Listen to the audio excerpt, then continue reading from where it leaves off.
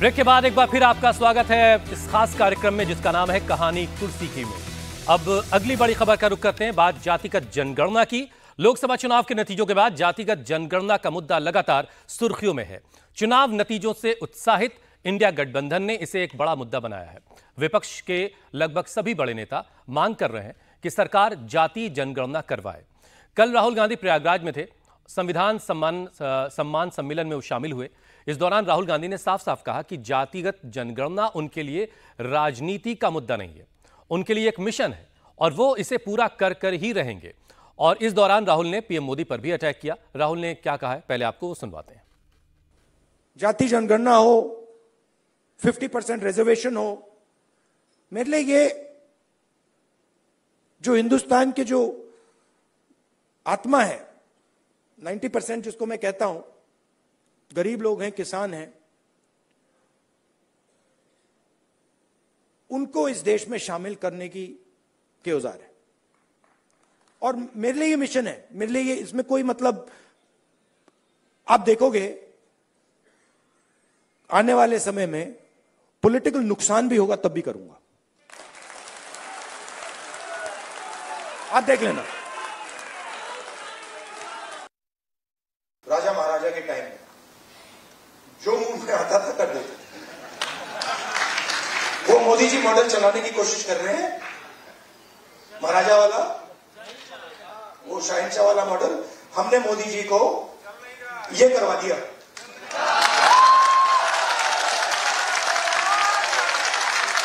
आप अपने आप को नॉन बायोलॉजिकल समझते हो, आप अपने आप को नॉन बायोलॉजिकल समझते हो, आप अपने आप को डायरेक्ट भगवान के साथ कनेक्शन समझते हो। Wrong number. तो राहुल गांधी कह रहे हैं कि जाति जनगणना वो करवा कर रहेंगे, ये उनके लिए एक मिशन है और इसके लिए अगर कुछ नुकसान होता है तो वो उसका खामियाजा उठाने के लिए तैयार है। अवधेश जी, जातिगत जनगणना से क्या दिक्कत है सरकार को? ये तो सरकार बताएगी। राहुल गांधी जातिगत जनगणना क्यों कराना चाहते हैं? वो कह रहे हैं कि जब पता होगा सही डेटा कौन कितना है तो उनको उसका लाभ पहुंचाने में आसानी होगी। ऐसा है कि राहुल गांधी और जो पुरानी कांग्रेस रही है उसमें गुणात्मक अंतर यही है कि जब हमारे देश को, इसके कई बिंदु हैं जिसमें पहला बिंदु पहले आपके सामने रख देता हूं। जब हमारे देश की आजादी मिली तो ये इस पर बहस हुई कि हमको जातिगत जनगणना अंग्रेजों की जारी रखनी चाहिए, रोकनी चाहिए, और नेहरू जी की कैबिनेट ने सर्वसम्मति से फैसला किया कि हम देश में जातिगत जनगणना नहीं करेंगे, अनुसूचित जाति जनजाति की चलती रहेगी क्योंकि उनको हम आरक्षण की व्यवस्था कर रहे हैं, इससे समाज टूटता है। अब इतने सालों के बाद जातिगत जनगणना 2011 की जब जनगणना हो रही थी तो इसकी मांग व्यापक रूप से उठी थी कि जातिगत जनगणना किया जाए। उस समय के गृह मंत्री पी चिदंबरम सहित अनेक नेताओं ने इसका विरोध किया, लेकिन दबाव इतना हुआ कि प्रधानमंत्री मनमोहन सिंह ने प्रणब मुखर्जी के नेतृत्व में एक कैबिनेट कमेटी बना दी जिसने बाद में फैसला किया कि हम करेंगे, लेकिन ये सेंसस कमिश्नर के साथ हाथ नहीं होगा, ये ग्रामीण विकास मंत्रालय करेगा और इसको हम करेंगे सामाजिक आर्थिक गणना, ऐसे करके करेंगे। उसके नाम से आया लेकिन सरकार जारी नहीं कर सकी। बीजेपी की सरकार ने निर्णय किया, मोदी सरकार ने, कि हम जारी कर देंगे। जब निर्णय किया तो जो पार्टियां जातीय जनगणना की मांग कर रही थी वो सब विरोध में खड़ी हो गई कि आप क्यों जारी कर रहे हैं। सब, लालू यादव, मुलायम सिंह यादव, सब खड़े हो गए। ये भी देश के ध्यान में रहना चाहिए। और उसकी कमेटी बनी, कमेटी ने बहुत मेहनत की, अंत में हाथ खड़े कर दिए कि ये जारी करना संभव नहीं है। 45 लाख जाति और गोत्र तो अभी ये आ गया, 46 लाख पता नहीं और कितना आएगा, और ये बहुत जटिल विषय है। तो ये तो चुनाव के लिए नहीं, लेकिन इसमें दो बातें हैं। पहले वो जो अभी वो लास्ट में जो बोल रहे हैं, पहले वो कहते थे कि हम संपत्ति का पुनर्वितरण करेंगे। वो स्पष्ट उनका बयान है। 12 मार्च को महाराष्ट्र में उन्होंने कहा था कि जाति जनगणना और आर्थिक एवं वित्तीय सर्वे क्रांतिकारी कदम है। कांग्रेस अपने घोषणा पत्र में इसको डालेगी और फिर आगे बढ़ते जाते हैं कि इससे आएगा, पता चलेगा किसके पास कितनी संपत्ति है, किसकी कितनी जमीन है, और फिर उसके बाद जो हम क्रांतिकारी कदम उठाएंगे। तो ये जो उनकी भाषा है वो अभी आधी चल रही है। उसमें वो पिछड़ी, अनुसूचित जाति, अल्पसंख्यक तीनों को समान रूप से रख लेते हैं। तो ये इस समय जो है ये खतरनाक खेल देश में खेला जा रहा है और बहुत सारे लोग बिना समझे हुए कि जाति जनगणना आवश्यक है, मंडल के लागू होने के 34 साल बाद जाति जनगणना हो और राज्यों में लागू होने के अगर 50 करीब 45-47 साल बाद अगर जातिगत जनगणना हो रही है और 1950-51 से अनुसूचित जाति जनजाति के लिए रिजर्वेशन हो रहा है, तो ये फिर जाति खत्म हो, जाति भेद खत्म हो, उस नारे का क्या हुआ? लेकिन लोग कह रहे हैं कि एक सीट का टिकट देने के लिए इतना जातियों का कैलकुलेशन होता है कि कौन सभी कर रहे हैं। तो समीर जी जरा बताइए कि इससे नुकसान क्या है? भाई जाति जनगणना होगी, लोगों को पता चलेगा कि इतने फला है, इतने फला है और इतने कमजोर लोग हैं, इनको फला चीज की जरूरत है, तो इससे क्या दिक्कत है भाई? देखिए 2021 में जातिगत जनगणना होनी थी देश की, लेकिन कोरोना के कारण हो नहीं पाई थी। सरकार इसे बहुत लंबे समय तक रोक नहीं सकती, सरकार को कराना ही पड़ेगा। और वैसे भी परिसीमन सीटों का होना है, 33% महिलाओं को रिजर्वेशन दिया है, 2029 में वो लागू होगा। तो नई परिसीमन सीटों का भी 2026 के बाद होना है, तो वह तभी होगा जब जनगणना होगी और सरकार इसे बहुत लंबे समय रोक नहीं सकती। लेकिन जिस तरीके से 2024 का चुनाव परिणाम आया है, जिस तरीके से नीतीश कुमार ने बिहार के अंदर जातिगत सर्वे करा लिया है, नीतीश कुमार का समर्थन है जातिगत जनगणना को लेकर। और नीतीश कुमार तो अब बड़े स्टेक होल्डर है केंद्र की सरकार में, उनके सहयोग से केंद्र की सरकार चल रही है, नीतीश कुमार को समर्थन दे चुके हैं। अब भारतीय जनता पार्टी के लिए गले की हड्डी बन गई है, न निगल पा रही है न उगल पा रही है। भारतीय जनता पार्टी स्टैंड लेने की स्थिति में नहीं है कि हम जातिगत जनगणना नहीं करवाएंगे या हम जातिगत जनगणना करवाएंगे। भारतीय जनता पार्टी अभी देख रही है कि भाई पॉलिटिकल की पिच में इसका उछाल कितना है, इस गेम को कैसे खेलना है, इसको स्ट्रेट आगे बढ़ के खेलना है या पीछे डिफेंस होकर खेलना है। भारतीय जनता पार्टी अभी उधेड़पुन में है और यही कारण रहा कि भारतीय जनता पार्टी का अभी इसको लेकर बहुत क्लियर स्टैंड मैसेज जनता के बीच में नहीं है। अब सितंबर में जिस तरह की खबर आ रही है कि सितंबर में जनगणना शुरू होगी, 2 साल में पूरी होगी, तो 26 के अंत या 27 की शुरुआत में पूरा डाटा सरकार के पास आएगा। तो मुझे लग रहा है कि आज जो राजनीतिक परिस्थितियां हैं उसको देखते हुए सरकार के लिए बहुत मुश्किल होगा कि जातिगत जनगणना करवाने के विरोध में जाए। मुझे लग रहा है सरकार कोई रास्ता निकालेगी। सरकार ने रोहिणी आयोग का गठन किया था, उसकी रिपोर्ट आ चुकी है। ठीक है, अब सरकार इसका पीछा कोई ऐसा रास्ता निकालेगी जिससे जातिगत जनगणना का संदेश भी चला जाए और सरकार का जो उद्देश्य है वो भी पूरा हो जाए। ठीक है, ठीक है। विजय जी, क्या राहुल गांधी के हाथ में कोई दुखती रग लग गई क्या? ये कैसा मामला इतना बड़ा होता जा रहा है? राहुल गांधी को ये लगा, खासतौर से अब 2024 का जब इलेक्शन रिजल्ट आया तो उसमें उनको लगा कि जो संविधान खत्म करने का एक नैरेटिव था, फिर जातिगत जनगणना का था, उसका डिविडेंड उनको मिला है पहली बात। तो वो उनको लगा कि ये डिविडेंड तो ऐसा कि इसको आगे बढ़ाया जा सकता है। और खासतौर से जैसे अभी जो हरियाणा महाराष्ट्र के विधानसभा चुनाव हो रहे हैं उसमें भी जाति का एक बड़ा मुद्दा है। लेकिन मैं बात राहुल गांधी जो कर रहे हैं वो तो उनका पॉलिटिकल एक्सरसाइज है, नहीं है, उससे भी नहीं है। मैं कह रहा हूं कि भारतीय जनता पार्टी, और अभी सुप्रीम कोर्ट के फैसले को देखिए, पहले आप सुप्रीम कोर्ट के फैसले पर आइए।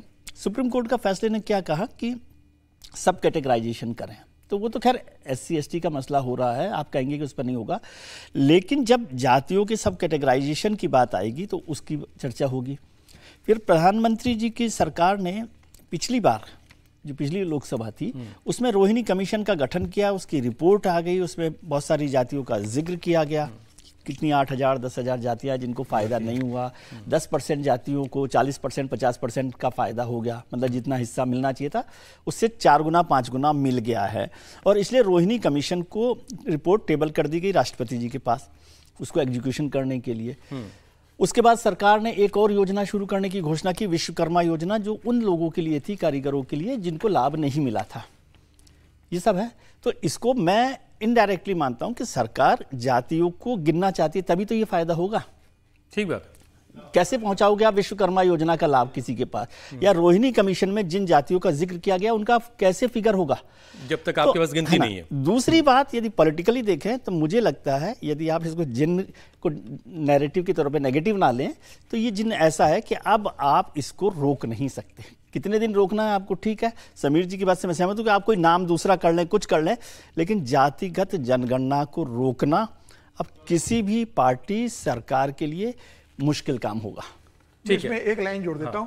जैसे ओल्ड पेंशन स्कीम को लेकर बवाल मचा था, फिर सरकार न्यू पेंशन स्कीम लेकर आई, यूनिफाइड पेंशन स्कीम लेकर आई है, तो सरकार ऐसा कोई रास्ता निकाल दे कि इसके अंदर नया नाम कुछ कर ले, थोड़ा वो लो थोड़ा ये लो, मिला के कोई रास्ता निकाल लो कि अपना नए पैकेट में की बात पर एक लाइन वो बोलेंगे। एक लाइन देखिए, बिहार के बारे में बिहार के मेजॉरिटी लोग कह रहे हैं कि हमारे दरवाजे पर कभी आया ही नहीं पूछने जाते। और उसने इतनी बुद्धि से किया, सुनिए, सबसे ज्यादा यादव को बता दिया, मुसलमानों को बता दिया, दोनों मिला के 32% हो जाते हैं मेजॉरिटी। अगर जाति जनगणना का समर्थन होता तो लालू यादव की पार्टी को भी लोकसभा में सीटें आनी चाहिए थी, क्योंकि साथ मिलकर किया था। लोगों के अंदर ये था कि चलो बीजेपी उस समय चुप थी लेकिन इससे रोकेगी, इसलिए इसको समर्थन दिया। मांझी ने जाति जनगणना के विरुद्ध मांझी खड़े हुए थे। आज भले उनकी भाषा बदल गई है, चिराग पासवान, लेकिन बाद में उसमें भी भ्रष्टाचार का इशू उठाया। तो बिहार का इशू अभी ये नहीं है कि जनता के बीच स्वीकार है, जनता ने उससे अपनी सुरक्षा के लिए बीजेपी और एनडीए गठबंधन का साथ दिया है। ये ध्यान रखिए, बिहार में जरा घूम कर देखा जाए। ठीक है, जाति जनगणना बीजेपी कराएगी नहीं कराएगी, हर्षवर्धन जी का समय ले रहे हैं आप। देश जो है ना, देश पर इसका क्या प्रभाव पड़ेगा, ये बड़ी बात है। देश पर क्या प्रभाव पड़ेगा, हर्षवर्धन जी आप बताइए। नहीं, देखिए, एक तो पहली बात तो ये कि मैं इसको नॉन इशू मानता हूं। क्यों मानता हूं? वो बिहार का जो उदाहरण दिया, खबर तो ये थी हर्षवर्धन जी कि लखनऊ में जो बैठक हुई, जहां पर आरएसएस, बीजेपी संगठन और सरकार के बीच तालमेल को लेकर जो बैठक हुई, उसमें भी ये मुद्दा रहा कि ये मुद्दा नहीं होगा, नॉन इशू नहीं। हाँ, लेकिन नॉन इशू में कैसे कह रहा हूं, ये जब तक नहीं हो रहा है तब तक इशू है। जिस दिन भी कुछ हो गया इसका कोई मतलब नहीं। बिहार में गणना हो गई, आज आप जरा बिहार में किसी से पूछ के बताइए कि उस गणना से, उसको सर्वे कहेंगे, लेकिन उस सर्वे से बिहार के लोगों के जीवन पे क्या असर पड़ा? क्या किसी कुछ असर पड़ा? अब वहां क्या है कि एक जाति कहेगी हमारे वाले को नहीं दिया, उसको दे दिया, अच्छा चलो अगला पिछड़ा खत्म हो गया, पिछड़ा में पिछड़ा होगा, पिछड़ा में पिछड़ा छोड़ो, फिर महापिछड़ा होगा, अति दलित होगा। तो कुल मिला के ये एक अजीब किस्म का क्योस क्रिएट कर सकता है। राहुल गांधी क्या पूछ रहे हैं? मुझे तो लिस्ट में एक भी मिस इंडिया नहीं दिखी। अरे भाई, मिस इंडिया, मिस्टर इंडिया, इसके पैमाने दूसरे होते हैं भाई। इसको शारीरिक सौष्ठव प्रतियोगिता, सौंदर्य प्रतियोगिता, लेकिन इस सब के तौर पर देखा जाता है। जब एक बात इसमें मेरी लीजिए ना आप जरा, कि रिप्रेजेंटेशन के बारे में कोई सोच तो सके। कोई उस तबके से आने वाला आदमी भी सोच भी नहीं सकता कि वो मिस यूनिवर्स या मिस्टर यूनिवर्स हो सकता है। कम से कम ये ख्याल उसके जहन में आए। कैसी बात कर रहे हैं? माशाल्लाह, आप कितने खूबसूरत हैं। आप गए होते तो हो जाते, आप एंकर बन गए। आप तो मैं मेजॉरिटी में हूं सर। नहीं, अरे मैं फिर वही बात है, मेरे साथ हुसैन रिजवी खड़े होकर इंडिया टीवी राष्ट्रीय चैनल पर मजे से शो कर रहे हैं, और आप कह रहे हैं कि इसको सोचने वाला चाहिए, इसको सोचने। क्या राहुल गांधी की सोच से आप यहां खड़े? नहीं खड़े हैं। क्या जितनी मिस इंडिया हुई है उनमें कोई अल्पसंख्यक, कोई नहीं आदिवासी है? उसको जरा चेक करना चाहिए। क्या देश के अलग अलग राज्यों में उस राज्य की miss India, miss Uttarakhand, miss Jharkhand miss नहीं होती? मैं तो जानता हूं होती है, और वहां वही लड़कियां निकल के आ जाती। दरअसल ये जो एक डिजाइन बनाया गया वो खतरनाक है, और उसमें सोचिए आप। नहीं, कौन सा डिजाइन खतरनाक? जो राहुल गांधी कर रहे हैं। अच्छा। और उसमें भी आप सोचिए, जब आप ये सब कह रहे होते हैं तो आपके इर्द गिर्द जितने लोग खड़े होते हैं, आपके प्रवक्ता, आपके महासचिव, आपकी टीम, आपका राजीव गांधी फाउंडेशन, सब कौन लोग हैं? सब सवर्ण उच्च जातियों के, चाहे हिंदू हो चाहे मुसलमान, वो सवर्ण उच्च जातियों से है। अगर आप इसको कह रहे हैं और कर कुछ और रहे हैं, तो प्रीचिंग और प्रैक्टिसिंग अलग अलग होगी ये दोनों ना, तो उसका नुकसान होता है। मैं फिर से कह रहा हूं, और कल की एक घटना बता दो, आपने इसका जिक्र किया, कल हमारे शहर में हुआ था ये, इलाहाबाद, प्रयागराज में। वहां के स्थानीय नेताओं को वो सम्मान नहीं मिला। ढेर सारे कांग्रेसी नेता नाराज हैं क्योंकि राहुल गांधी यहां से ले जाके वहां मंच का संचालन से लेकर सारा काम करा रहे थे। अब सोचिए जरा, इनकी स्थिति जरा सोचिए। और नहीं तो मैं कहूंगा जरा एक प्रोग्राम उसमें भी करना चाहिए कि कल संविधान सम्मेलन में राहुल गांधी के मंच पर कौन कौन से नेता थे, उसमें से कितने प्रयागराज के थे, कितने दलित थे, कितने ओबीसी थे, कितने पिछड़े थे। राजनीति तो सारा परसेप्शन का खेल है, और परसेप्शन को तो बता रहा हूं, परसेप्शन ये जा रहा है और ये गया है, और इस परसेप्शन की वजह से मैं फिर कह रहा हूं, अखिलेश यादव ने सपोर्ट किया यूपी में, और यूपी में क्या नतीजे आए वो सबके सामने। बहरहाल अब आगे बढ़ते हैं। 100 सीट भी नहीं पा पाए राहुल गांधी इतना कुछ करने के बाद। अगली खबर की तरफ बढ़ते हैं। अगली बड़ी खबर समाजवादी पार्टी से जुड़ी है। अखिलेश यादव यूपी विधानसभा में चुनाव की तैयारियों में जुट चुके हैं, उपचुनाव की तैयारियों के लिए जुट चुके हैं। अखिलेश यादव आज लखनऊ में मिल्कीपुर और कटहरी सीट को लेकर चर्चा कर रहे हैं, बातचीत कर रहे हैं। इसके लिए इन दोनों सीटों के समाजवादी पार्टी के जो कार्यकर्ता हैं उस पूरे इलाके के, उनको बुलाया गया। करीब 500 की तादाद बताई जा रही है। यूपी में 10 सीटों पर उपचुनाव होने हैं। मिल्कीपुर, जहां से पासी साहब आते हैं, वो सीट है। कटहरी बीजेपी और सपा दोनों के लिए प्रतिष्ठा का प्रश्न है ये दोनों सीटें। योगी अब तक 3 बार मिल्कीपुर का दौरा भी कर चुके हैं। अवधेश की बाइट आपको सुनवाते हैं, फिर उसके बाद आगे बढ़ेंगे। मिल्कीपुर में 100% समाजवादी पार्टी जीतेगी। 100%। कोई लड़ाई नहीं, बीजेपी कहीं लड़ाई में नहीं। तो अवधेश कुमार पासी जो अयोध्या से सांसद हैं, फैजाबाद से सांसद हैं, वो कह रहे हैं कि मिल्कीपुर में लड़ाई जैसी कोई चीज ही नहीं। मिल्कीपुर से पहले वो विधायक हुआ करते थे। तो अवधेश जी, सबसे पहले आपसे शुरुआत कर लेते हैं। अवधेश जी को आपने सुना? अवधेश जी पर देखिए, लड़ाई है कोई मिल्कीपुर में? लड़ाई तो पहले भी थी। ये ऐसे थोड़ा था कि वन साइडेड विक्ट्री है। दोनों को मिला के 51,000 का अंतर है पूरे जिला से जीत हार का। तो लड़ाई तो पहले भी थी और लड़ाई अभी भी होगी। और अब जो लड़ाई होगी ना, देखिए उस समय चूंकि फैजाबाद से अवधेश जी की विजय के बाद जो हिंदुत्व समर्थक शक्तियां हैं, लोग हैं, उनको इतना धक्का देश भर में पहुंचा है कि अब उनके लिए भी समस्या है कि चलो हमने गुस्से में वोट नहीं दिया, ये कर दिया, विद्रोह कर दिया, लेकिन उसके परिणाम क्या आए हैं। तो वो भी सक्रिय है भारतीय जनता पार्टी के लिए। और इस समय जिस ढंग से अखिलेश जी या बाकी पार्टियां अवधेश बाबू को ले जाके जगह जगह पार्लियामेंट में आगे बैठाओ, जहां झंडा बना लिया है, मुसलमानों का सम्मेलन हो वहां ले चलो, हमने तो बीजेपी के विचार को जो विचार था अयोध्या का उसको हरा दिया, राहुल जी कह रहे हैं।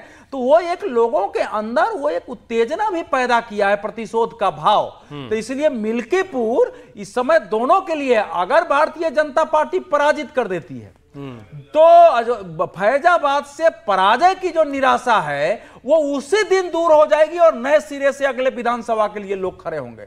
अगर ये हार जाते हैं तो फिर समाजवादी पार्टी और कांग्रेस के लिए और देश भर में जो लोग बीजेपी के विरुद्ध हैं, क्योंकि उसको जहां गलत रणनीति से अखिलेश यादव ने अवधेश पासी को इतना बड़ा हीरो बना दिया है कि उनकी जीत और हार का बहुत बड़ा मैसेज दोनों पक्षों में जाने वाला है।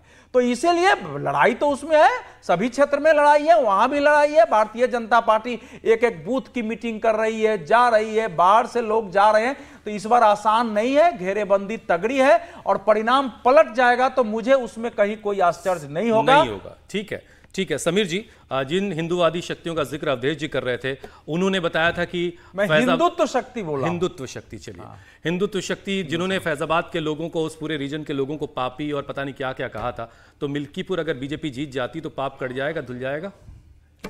देखिए, अगर 10 सीटों की अगर हम बात करें तो 9 तो सांसद बने और एक जो इरफान सोलंकी समाजवादी पार्टी के जिनको सजा हुई, उसके कारण वो सीट खाली हुई, वहां पर चुनाव होने वाला है। देखिए, सबसे बड़ी चुनौती तो अखिलेश यादव के लिए, क्योंकि अखिलेश यादव सबसे ज्यादा 5 सीटें अखिलेश यादव के पास थी। भारतीय जनता पार्टी के पास अगर देखेंगे तो 3 ही सीटें थी भारतीय जनता पार्टी के पास, गाजियाबाद, खेर और फूलपुर की थी, और 2 भारतीय जनता पार्टी की सहयोगी पार्टियों के पास थी। तो मुझे लग रहा है चुनौती बड़ी ज्यादा अखिलेश यादव के पास है अपनी सीट बचाने के लिए। और अगर मिल्कीपुर की बात करेंगे तो अगर लोकसभा चुनाव का अगर आप परिणाम देखेंगे 2024 का, तो वहां कोई बहुत ज्यादा लीड नहीं मिली है मिल्कीपुर सीट से। 7,500 की लीड समाजवादी पार्टी को मिली है। तो ये कोई ऐसी लीड नहीं है कि जिसे भारतीय जनता पार्टी उपचुनाव के अंदर पार्ट नहीं सकती है, उपचुनाव जीत नहीं सकती है। मुझे लग रहा है कि 2024 का जो परिणाम आया था अयोध्या से या फैजाबाद लोकसभा सीट से, उसके कारण कई और होंगे। उसके बाद बहुत पानी बह चुका है। उसी परिणाम के आधार पर अगर समाजवादी पार्टी ये मान के चल रही है, हालांकि मिल्कीपुर बहुत गढ़ रहा है, लेकिन जिस तरीके से वहां जो घटना घटी है कि वहां से मोहित खान की जिस तरीके से वहां पर जो कांड किया था उन्होंने, जिस तरीके से एक वहां पर जो माहौल बनाए, मुझे लग रहा है उसका फायदा भारतीय जनता पार्टी को मिलने वाला है। और जिस तरीके योगी आदित्यनाथ ने इस चुनाव को और भारतीय जनता पार्टी ने इस चुनाव को, अभी तो चुनाव डिक्लेयर भी नहीं है, चुनाव आयोग ने भी डेट भी जारी नहीं की है, उसके पहले से भारतीय जनता पार्टी ने वहां पर बड़े नेताओं को कैंप करना शुरू कर दिया है। योगी आदित्यनाथ तो खुद उस क्षेत्र पर जा रहे हैं, लगातार उस क्षेत्र विजिट कर रहे हैं। तो भारतीय जनता पार्टी इसे करो या मरो के रूप में ले रही है। और मुझे लग रहा है जब योगी आदित्यनाथ ने कमान संभाली है, केंद्रीय नेतृत्व लगातार इन सीटों को देख रहा है, तो यह बहुत आसान नहीं होगा समाजवादी पार्टी के लिए बचाना। भारतीय जनता पार्टी हर सीट पर चुनौती देगी। बस देखना ही है कि वो जो जातिगत समीकरण 2024 के लोकसभा चुनाव में जो चले थे समाजवादी पार्टी और कांग्रेस के पक्ष में, क्या वही परिणाम उपचुनाव में देखने को मिलेंगे। मुझे लग रहा है 2024 का परिणाम अलग दृष्टिकोण से था, अब उपचुनाव के अंदर वह परिणाम नहीं देखने को मिलेंगे। भारतीय जनता पार्टी तगड़ी चुनौती पेश करेगी। ठीक है विजय जी, ये जो मोहित वाला मामला है, ये कितना नुकसान कर रहा है समाजवादी पार्टी को?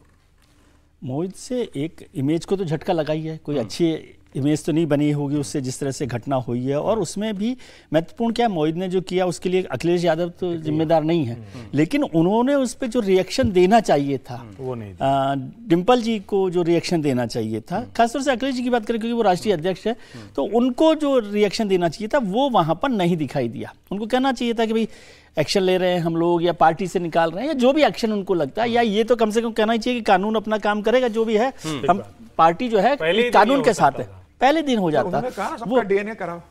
नहीं, मैं जो बात कर रहा हूँ कि उनकी बात है, लेकिन मैं मिल्कीपुर की बात कर रहा हूँ। मैं अवधेश जी की बात से सहमत हूँ कि यदि पार्टी, कौन वाले अवधेश जी? हमारे अवधेश जी? अवधेश कुमार जी। अच्छा, ठीक नहीं, वो भी हमारे ही हैं, वो हमारे एमपी हैं तो हमारे ही हैं, सही बात है, दोनों ही हमारे हैं, दोनों सांसद हैं तो हमारे ही होते हैं, हमारे क्षेत्र के सांसद। तो फिर वो बात नहीं है। लेकिन ये मिल्कीपुर सीट, एक तो खुद मुख्यमंत्री योगी आदित्यनाथ जी ने उसकी जिम्मेदारी ली है अनौपचारिक तौर पर कि वो सीट को देख रहे हैं। उससे सीट से कोई चुनावों में कोई उपचुनाव वैसे भी माने जाते हैं कि ठीक है हो जाएंगे, जो होगा, सरकार जीतती है नहीं जीतती है।